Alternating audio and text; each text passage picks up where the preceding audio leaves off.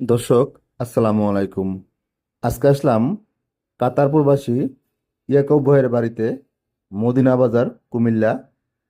তার এই বেডরুমটিতে diamond board দিয়ে খুব সুন্দর করে ডিজাইন করা আছে। এটা হলো তার বেডরুম, মাস্টার বেডরুম।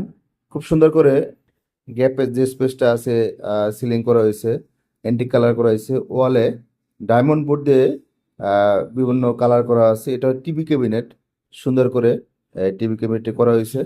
আপনাদের পছন্দ অনুযায়ী যে কোনো কালার, যে কোনো ডিজাইন জিপসাম দিয়ে কাজ করতে পারেন।